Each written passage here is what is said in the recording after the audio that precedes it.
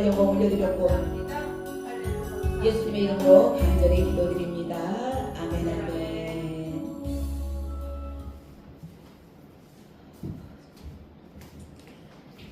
사복음 금요 영성 예배로 사복음 강의를 시작하겠습니다.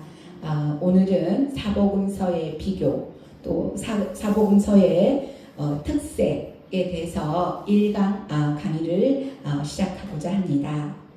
사복음서 그러면 쉽게도 느껴지지만 또한 예수님의 행적과 그 발자취이기 때문에 우리가 그 말씀대로 순종하지 않으면 어렵게도 느껴질 수 있으리라 생각합니다. 그렇지만 오늘 사복음서를 통하여서 예수님이 보여지고 느껴지고 경험되어지고 예수님의 그 삶이 내 삶이 되어지는 그 성령의 놀라운 역사가 우리 안에 부어질 수 있으면 좋겠습니다. 먼저 사복음서의 특색은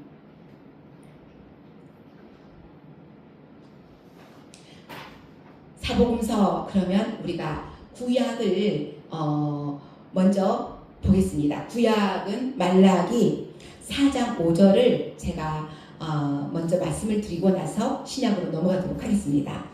4장 5절에는 여호와의 크고 두려운 날이 이르기 전에 내가 선지자 엘리야를 너희에게 보내리라 말씀을 하셨는데 여기서 이 말씀을 하고 말라기가 커튼을 내리게 됩니다. 그리고 이제 사복음서가 시작이 되기 전에 400년의 암흑시대가 있게 됩니다. 이 암흑시대에서 400년이 지나가게 되는데 여기서 바벨론 제국이 먼저 지나가게 되고요. 바벨론 제국이 지나가고 나서 페르시아가 지나가게 됩니다. 그리고 헬라 제국이 또 들어서게 되죠. 그리고 이제 헬라 제국이 지나가고 로마 제국이 들어옵니다. 이 로마 제국이 있을 때 바로 예수님께서 탄생하셨습니다.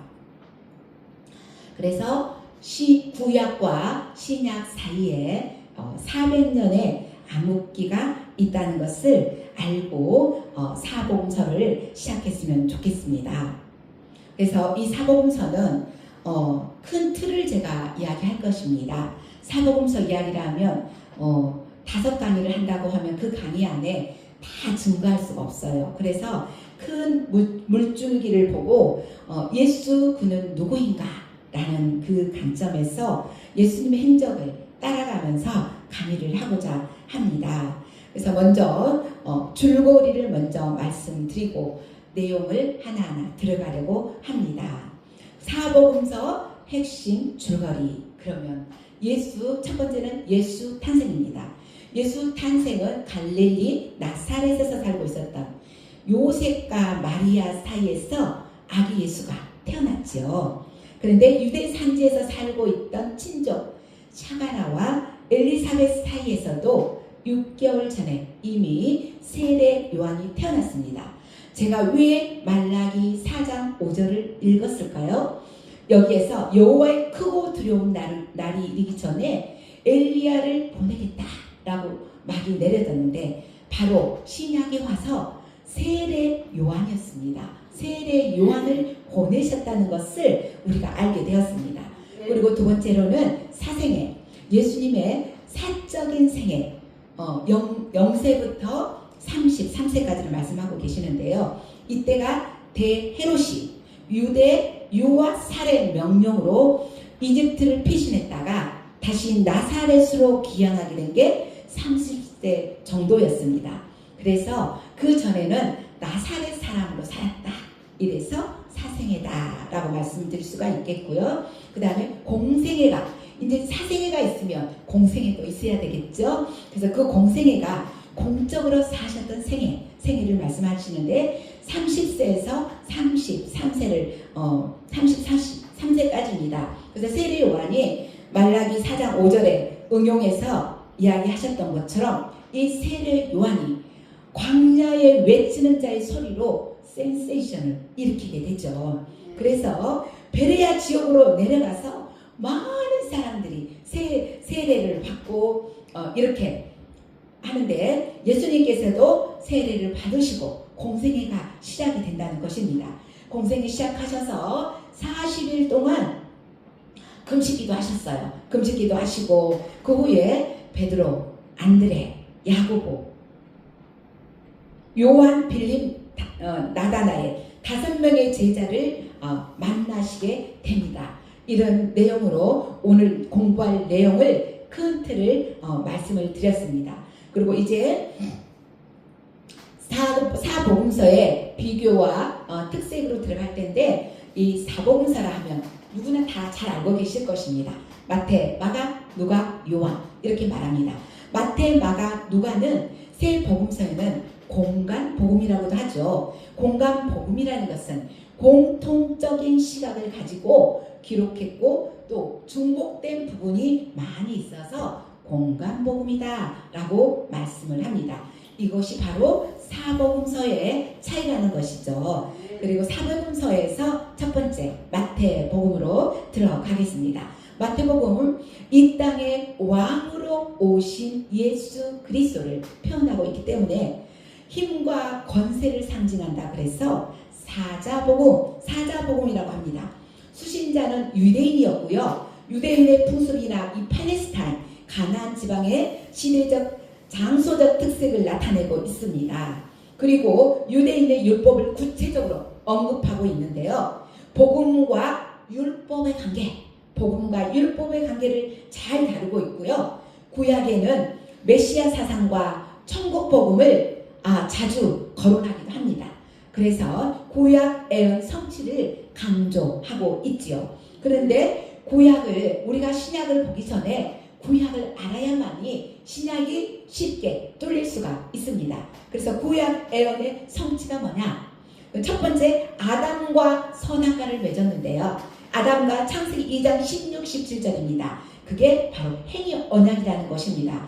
그리고 둘째는 아브라함과 창세기 12장 1절에서 3절 이 말씀을 내가 너로 큰 민족을 이루고 복의 근원이 될 것이다. 여러분은 어때요? 새가 되면 복이라는 단어로 많은 분들을 우리가 축복합니다. 그죠? 근데 그 복을 싫어하는 사람은 아무도 없을 거예요. 그런데 하나님께서는 아브라함을 통해서 믿음의 복을 전 세계로 이렇게 훑어서 이렇게 보내주셨습니다. 그게 바로 아브라함 언약이고요. 은혜 언약이고 모세를 통해서 언약을 주셨는데 바로 율법 언약이라는 거죠. 모세를 통해서 율법 언약을 주셨고 또 다윗을 통해서 예수님을 예표로 한 이 다윗을 통해서 너로 인하여 왕위를 계속적으로 이어갈 것이다 라는 게 바로 왕국 언약입니다.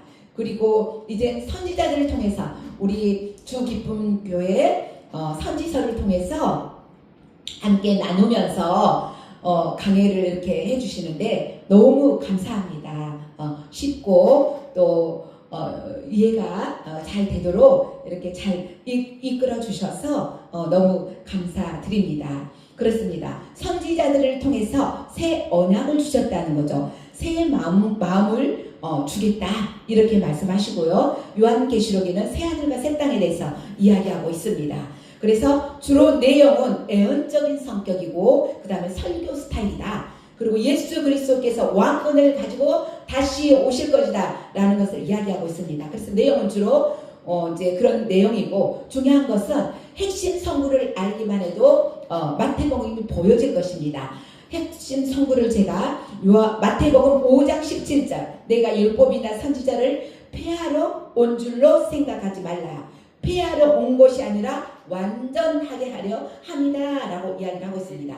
그러면 이제 마태복음이 벌써 지났습니다. 그러면 마가복음으로 지나가야 되겠죠. 이 마가복음을 통해서는 순종과 희생의 종, 이 땅에 섬긴 예수님께서는 우리를 이 땅에 섬기는 자로 오셨다는 거죠. 주 예수 그리스도를 섬김으로 표현하고 있습니다. 그래서 일과 힘을 상징하는 소 그리고 송아지 복음이다 이렇게도 말하고 있습니다. 주로 그런데 많은 공용어들을 썼는데요. 주로 아람어를 썼어요. 아람어 여러분 성경 읽다 보면 많이 알게 되죠. 뭐 고르밤, 또 뭐 달리다고, 또 예바다, 이런 모든 것들이 다 아람어로 쓰여 있었다는 것입니다.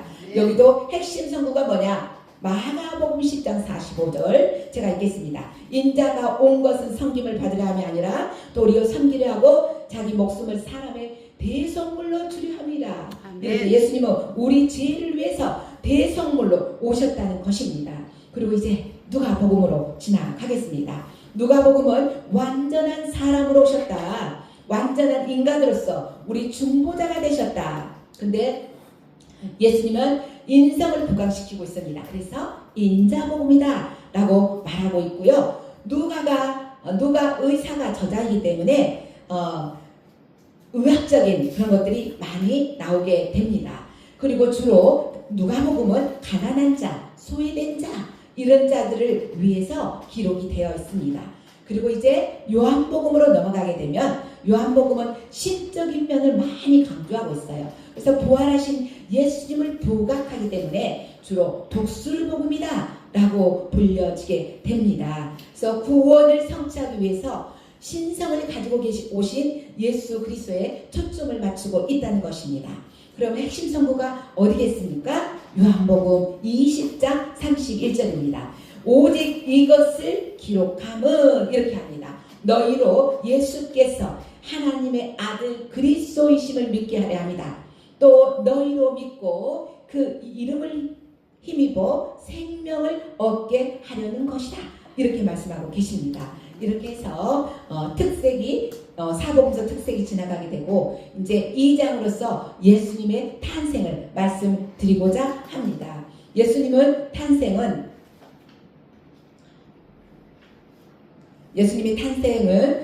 예수님의 족보를 떠나서는 우리가 이해하기가 쉽지 않습니다.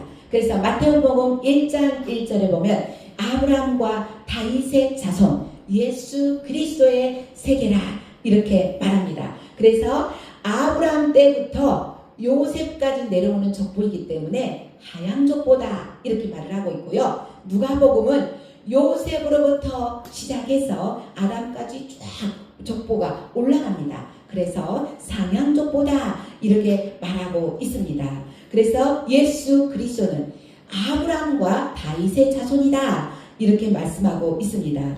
그러면 예수 그리스도를 우리가 믿음으로 말미암아 이스라엘 자손이 되었다는 사실입니다. 그래서 온 세계 사람의 계보는 아담에게 연결되어 있습니다. 아담은 최초로 사람이었고 모든 인류의 조상이었다는 것입니다. 그리고 이제 예수님의 탄생은 마리아가 성령으로 예수님을 잉태했습니다. 마태복음 1장 18절에 보면 예수 그리스도의 나심은 이러하니라. 그 모친 마리아가 요셉과 정혼하고 동거하여 하기 전에 성령으로 잉태된 것이 나타나더니 라고 말씀하고 있습니다. 그래서 마리아가 성령으로 예수님을 잉태했을 때 요셉은 저를 드러내지 아니하고 가만히 꼴고 자였다는 사실이죠. 근데 요셉은 왜 그랬을까요? 비록 요셉은 의로운 사람이었지만 그때까지는 영적으로 분별하지 못했다는 것입니다. 그래서 우리가 살아갈 때 혼적으로나 또한 혼적으로 살아간다고 하면 영적인 것을 잘 분별하지 못합니다. 그렇지만 마리아가 성령으로 예수님을 잉태했을 때 요셉의 그 반응은 그랬지만 꿈에 보면 1장 19절에 보면 그 남편 요셉은 의로운 사람이라 그래서 가만히 꼴고자 하였지만 꿈을 통해서 헌몽해서 꿈을 통해서 가르쳐 주셨다. 그래서 요셉은 그 꿈에 주의 천사의 말을 듣고 마리아가 성령으로 잉태된 것을 알게 되었습니다. 그래서 마태복음 1장 21절에 보면 아들을 낳으리니 이름을 예수하라 이렇게 말씀하고 계시고요. 1장 23절에 말씀하시면 보라 처녀가 잉태하여 아들을 낳을 것이니 이를 번역한즉 하나님이 우리와 함께 계시다 이렇게 말씀하고 계십니다. 그렇게 해서 하나님의 뜻 가운데 성령으로 잉태되었습니다. 잉태되었는데 이때 로마 제국이 있을 때 헤롯이 구레노가 수리아 총독되었을 때 많은 사람을 다 호적하게 했습니다. 그래서 호적하려 각각 고향으로 다 내려가게 되었다는 거죠. 그랬는데 이 마리아 요셉도 고향으로 호적을 가게 되었습니다. 그곳에서 내려가다가 2장 7절에 보면 여기서 예수님이 탄생하게 됩니다. 2장 7절에 마다들을 낳아 강보에 싸서 구유에 누였으니 이는 상안에 있을 곳이 없음이러라, 이렇게 말씀하셨습니다. 요즘에는 어때요? 애를 낳으면 우리 목사님도, 우리 김 목사님도 자녀를 손자를 보셨죠? 외손자를 보셨죠? 그래서 너무나 바쁘고 그러셨는데 요즘에는 애가 태어나면 다 어디로 가나요? 다 산후조리원으로 갑니다. 그리고 또 요즘에는 베이비시터라 그래서 와서 다 도와줘요. 얼마나 좋은 세상입니까? 그런데 우리 예수님은 어때요? 우리 예수님은 말 구해 오셨다는 거예요. 얼마나 마음이 아프셨을까요? 여러분도 우리 자녀가 그렇다면 얼마나 마음이 아프시겠습니까? 그래서 이 어려운 상황에서도 이길 힘을 주셨다는 것입니다.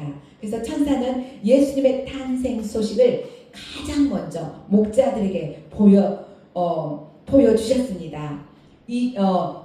누가복음 2장 9절을 보니까 주의 사자가 곁에 섰고 주의 영광이 저희를 두루비침에 크게 무서워하였다라고 이야기하고 있습니다. 그런데 이 동방 박사는 별을 보고 따라가서 예수님께 황금과 유황과 모략을 예물로 드렸습니다.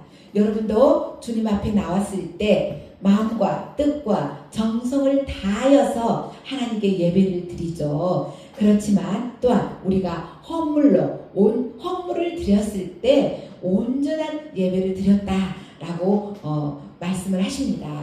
그래서 할 수만 있거든 하나님께서 받으시는 온전한 예배로 드리게 되는 것이 하나님께 영광이 될 줄 믿습니다.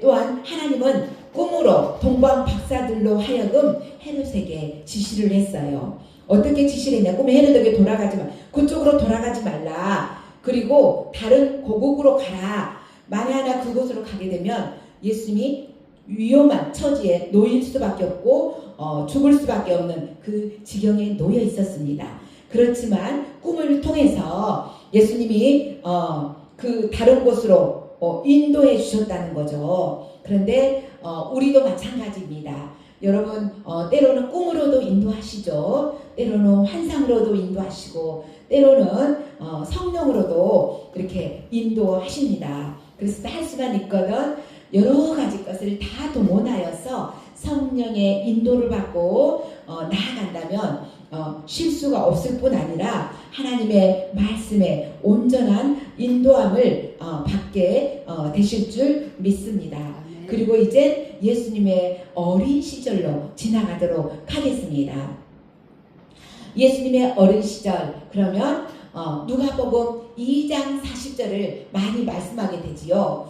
아이가 자라며 강하여지고 지혜가 충족하여 하나님의 은혜가 그 위에 있더라 라고 말씀하십니다. 저도 이 말씀을 가지고 저희 아들이 태어났을 때 이 말씀을 가지고 기도를 했었거든요. 하나님 아버지, 정말 예수님처럼 하나님의 키와 지혜가 자라서 충족하고 하나님의 은혜가 충만하게 하소서라고 기도를 했었는데요. 그렇습니다. 우리 예수님은 지혜와 키가 자라가면서 하나님뿐 아니라 모든 사람들에게 더 사랑스러워 가셨습니다. 그래서 예수님의 성장 과정에 대해서는 우리가 무엇라 말할 수가 없습니다. 그래서 예수님의 이 성장 과정을 통해서 정말 우리 자녀들도 정말 이렇게 아름다운 모습으로 성장해 가길 함께 기도했으면 좋겠습니다. 그런데 이제 예수님께서 성장하셔서 부모가 이스라엘에 가보면 항상 6월절 때 다 예루살렘 성전에 다 모이게 되었습니다.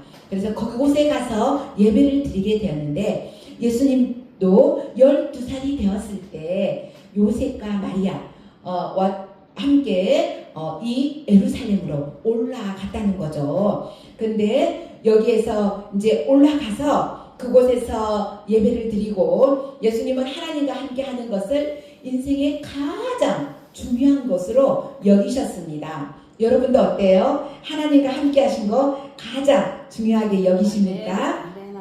저도 그렇습니다. 이제는 이렇게 하나님의 너무나 부족한 점, 지은 죄 너무나 많은 나 자신을 하나님께서 주의 종으로 세워주시고 또 오늘 이렇게 말씀을 전할 수 있는 기회를 주셨다는 거 얼마나 은혜이고 축복인지는 모릅니다. 너무 하나님께 감사를 드리고 영광을 올려드립니다.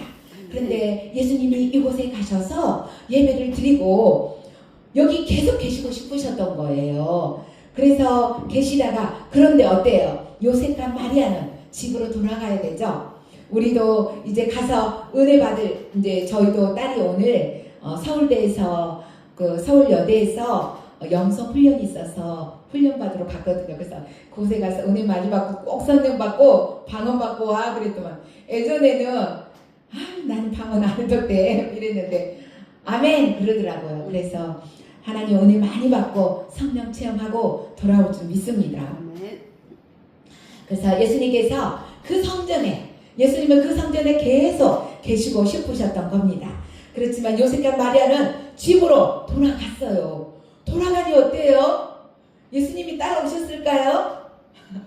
여러분 어렸을 때 보면 애들이 잃어버릴까 어때요? 마음이 조마조마하죠? 드디어 돌아보고 아이고 차가 오면 교통사고 나지 않을까 이렇게 하면서 손잡고 막 이렇게 가잖아요. 아마도 마리아와 요셉도 그렇지 않았는가 싶습니다. 뒤를 돌아보니 예수님이 있을까 없을까요? 예수님이 안 계시는 거예요. 그러면 마음이 철렁 내려앉지 않겠습니까? 그래서 어디로 갔을까요? 예루살렘 성전으로 뛰어갔습니다. 뛰어갔으니 거기 계셨을까요? 그렇습니다. 거기에서 계셨어요. 거기에 계셨는데 예수께서 가라사 어찌하여 예수님께서 딱 만났어. 어찌하여 나를 찾으셨나이까? 내가 아버지 집에 있어야 되는 거 알지 모르십니까? 이렇게 요한복음 2장 49절에 말씀하시는 거예요. 그러면서 그곳에서 예수님은 도대체 뭘 하고 계셨을까요? 그런데 그곳에서 놀라운 사실을 발견하게 됩니다. 소년기에 유일한 기록이 남은 예수님의 실종 사건입니다. 예수님께서 12세가 되던 6월절 유아기를 지날 때 이 소년기로 접어들 때 예수님이 이때 바로 성전에 올려가서 부모님과 헤어져 있을 때 다른 곳엔 많은 소동이 일어났습니다. 그렇지만 예수님은 왜 이 사실을 성경에 기록해 놓으셨을까요? 그래서 요셉과 마리아가 아들 예수가 함께 있으려니 생각했지만 그가 없었고 성전에 가서 예수님을 만나게 되었습니다. 그러는데 예수님은 그 성전에서 당대에 가장 유명한 유대인들이 머리 좋으시잖아요. 그 유대인들이 머리 좋은 그 사람들을 다 가리키는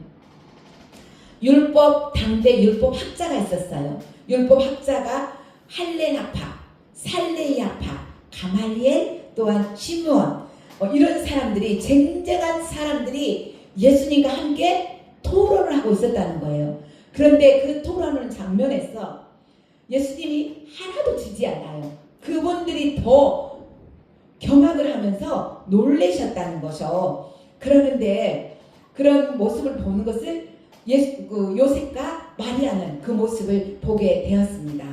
그런데 이제는 우리가 이제 다음 주부터는 공생애를 통해서 쭉 사복음서가 흘러가게 될 것입니다. 그런데 앞으로 그 공생애 그 3년에 굵은 물줄기와 같은 이 학자들과의 세력 싸움이 바로 시작된다는 거죠. 그래서 이 학자들 가운데 세력성, 또한 권력성, 왕성, 리더십성이라는 것입니다. 그런데 우리 요즘에 우리나라 대한민국을 보면 어떻습니까?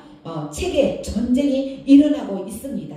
그래서 세력 싸움을 싸우고 있습니다. 나라를 민주주의, 자유주의에서 사회주의로 가고 자기들이 정권을 잡아서 권력을 앞세워서 법을 바꿔버리고, 이 안타까운 사실이 이 대한민국에 일어나고 있다는 사실이 눈물겹도록 너무나 마음이 아픕니다.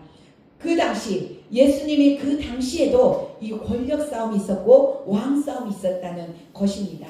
이것이 바로 신앙 논쟁이라고 하겠습니다. 이 신앙 논쟁은 십자가에 못 박히신 주간 화요일에 갔어야 이제 완전 일단락이 끝나게 되죠. 이걸 바로 그리스도인론이다 라고 말씀하고 있습니다. 오늘은 우리가 사복음서의 비교와 또 사복음서의 특색과 또 사복음서 마태복음 핵심 성구를 통해서 또 왕으로 오신 그 예수님, 그래서 사자복음이라고도 하고, 또 유대인들 풍습, 또 팔레스타인 지방의 장소적 특색들이 잘 나타나 있었고, 또 마가복음에서는 또한 이 땅에 섬기는 자로서 오신 예수 그리스도를 표현하는 마가복음 10장 45절, 인자가 온 것은 섬김을 받으려 함이 아니요 섬기려 하고 자기 목숨을 우리에게 대성물로 주려 하셨다, 이 말씀과 또한 누가복음을 통해서 인간적인 예수님의 모습을 우리에게 보여주시면서 잃어버린 자, 내가 온 것은 잃어버린 자를 찾아 구원하러 오셨다 말씀하고 계십니다. 그리고 또한 요한복음은 신성의 그런 부분들을 보여주면서요, 부활하신 하나님을 부각시켜서 독수리복음이다 이렇게도 말씀합니다. 그리고 예수님께서 세례 받으시고 시험 받으시고 초기 제자들 가나안 혼인잔치, 다른 곳에 없던 많은, 또 베데스다 연못에서 병자들을 고치시고, 이런 내용들이 많이 나와 있는 내용이 바로 요한복음을 통해서 독수리복음 이렇게 말하고 있습니다. 그래서 2장에 예수님의 탄생과 예수님의 탄생을 지나서 예수님의 소년기에 대해서 학자들과 정말 당대 신앙의 그런 논쟁을 하는 그런 모습까지 오늘 한번 공부하게 되었습니다. 그렇습니다. 이제 다음 주 2강에서는 예수님의 공생애가 시작될 것을 우리가 기대하면서 오늘 사복음서 강의는 여기에서 마치도록 하겠습니다. 감사합니다. 기도하겠습니다. 사랑의 하나님 아버지, 너무나 감사합니다. 하나님의 놀라운 사랑과 은혜 가운데서 사복음서를 통하여서 우리에게 말씀하여 주시니 감사합니다. 이 땅에 오신 예수 그리스도의 그 발자취가 우리의 삶의 현장이 되어지게 하시고 기쁨의 장소가 되게 하시고 주님을 만나며 경험하며 체험케 하시고 주님을 증거하는 우리 모두가 되어지도록 성령 하나님 함께하여 주옵소서. 감사드리며 예수님의 이름으로 간절히 기도드립니다. 아멘 아멘. 내 기도